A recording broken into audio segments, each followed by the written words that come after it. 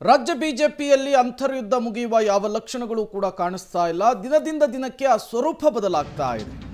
ರಾಜ್ಯ ಬಿಜೆಪಿಯ ಕೆಲ ಹಿರಿಯರ ಟಾರ್ಗೆಟ್ ರಾಧಾ ಮೋಹನ್ ದಾಸ್. ಡೆಲ್ಲಿಯಿಂದ ಬಂದ ಉಸ್ತುವಾರಿ ಸಭೆಗೆ ಯಾವ ರಿಪೋರ್ಟ್ ಅನ್ನು ತಂದಿದ್ರು ಅನ್ನೋದು ಈಗಿರುವಂತಹ ಪ್ರಶ್ನೆ.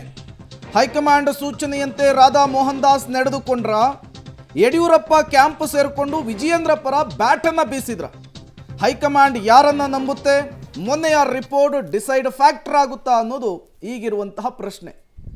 ರಾಜ್ಯದಲ್ಲಿ ರಾಜ್ಯ ಬಿಜೆಪಿಯಲ್ಲಿ ಬಣಸಂಘರ್ಷ ತಾರಕಕ್ಕೇರಿರುವಂತಹ ಸಂದರ್ಭದಲ್ಲಿ ಅದನ್ನು ಶಮನ ಮಾಡೋದಕ್ಕೇನೆ ಕೋರ್ ಕಮಿಟಿ ಮೀಟಿಂಗ್ ಮಾಡ್ತಾರೆ.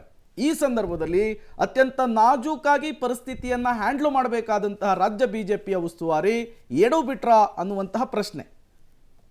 ಮತ್ತಷ್ಟು ಡೀಟೇಲ್ಸ್ ಅನ್ನು ಕೊಡ್ತಾರೆ ಪೊಲಿಟಿಕಲ್ ಬ್ಯೂರೋ ಹೆಡ್ ರವೀಶ್. ದೂರವಾಣಿ ಸಂಪರ್ಕದಲ್ಲಿ ಜಾಯಿನ್ ಆಗಿದ್ದಾರೆ. ರವೀಶ್, ರಾಜ್ಯ ಬಿಜೆಪಿಯಲ್ಲಿ ಬಣಸಂಘರ್ಷ ತಾರಕಕ್ಕೇರಿರುವಂತಹ ಸಂದರ್ಭದಲ್ಲಿಯೇ ಒಂದು ಕೋರ್ ಕಮಿಟಿ ಮೀಟಿಂಗ್ ಅನ್ನು ಮಾಡಲಾಗಿರುತ್ತೆ. ಈ ಕೋರ್ ಕಮಿಟಿ ಮೀಟಿಂಗ್ನ ಉದ್ದೇಶ ಬಣಸಂಘರ್ಷವನ್ನು ಶಮನ ಮಾಡಬೇಕು ಅಂಥೇಳಿ.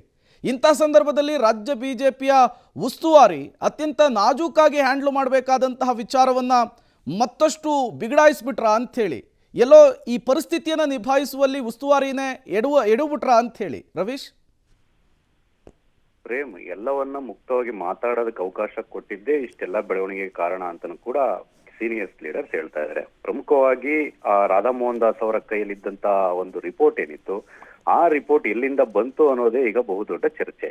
ಅಂದ್ರೆ ಅವರು ಸಪರೇಟ್ ಆಗಿ ಏನಾದ್ರೂ ವರದಿಯನ್ನ ತರಿಸ್ಕೊಂಡಿದ್ರು, ಅಥವಾ ಪ್ರತ್ಯೇಕವಾಗಿ ಏನಾದ್ರೂ ವಿಜಯೇಂದ್ರ ಟೀಮ್ ಇಂದ ವರದಿಯನ್ನ ಕೊಟ್ಟಿದ್ರು, ಅಥವಾ ಯಾರದೋ ಕಿವಿ ಮಾತನ್ನ ಕೇಳ್ಕೊಂಡು ಆ ವರದಿಯನ್ನ ರೆಡಿ ಮಾಡ್ಕೊಂಡು ಬಂದಿದ್ರು. ಈ ರೀತಿಯ ವಿಚಾರಗಳು ಚರ್ಚೆ ಆಗ್ತಾ ಇದೆ. ಆ ಕಾರಣಕ್ಕೋಸ್ಕರವಾಗಿಯೇ ಸೀನಿಯರ್ಸ್ ಲೀಡರ್ಸ್ ಗಳು ಕೂಡ ಕ್ಲಾರಿಟಿ ಇಲ್ಲದೆ ಅಂತ ಕಾರಣಕ್ಕೋಸ್ಕರವಾಗಿ ವರದಿಯನ್ನೇ ಕೊಟ್ಟಿಲ್ಲ ಸಂಡೂರು ಬೈ ಎಲೆಕ್ಷನ್ ವಿಚಾರವಾಗಿ ಏಕೆ ಈ ಒಂದು ಪ್ರಸ್ತಾಪ ಮಾಡಿದ್ರಿ ಅಂತ ಒಂದು ವಿಚಾರ. ಇನ್ನೊಂದು ವಿಚಾರ, ರಾಜ್ಯದಲ್ಲಿ ಆಗ್ತಾ ಇರ್ತಕ್ಕಂಥ ಬೆಳವಣಿಗೆಗಳ ಹಿನ್ನೆಲೆಯಲ್ಲಿ ನೀವು ತುಂಬಾ ಲೇಟ್ ಆಗಿ ನೀವು ಮಧ್ಯಪ್ರವೇಶ ಮಾಡ್ತಾ ಇದ್ದೀರಾ, ಮೊದಲೇ ಮಾಡಬೇಕಾಗಿತ್ತು ಅನ್ನೋ ವಿಚಾರನೂ ಕೂಡ ಪ್ರಸ್ತಾಪ ಮಾಡಿದ್ದಾರೆ.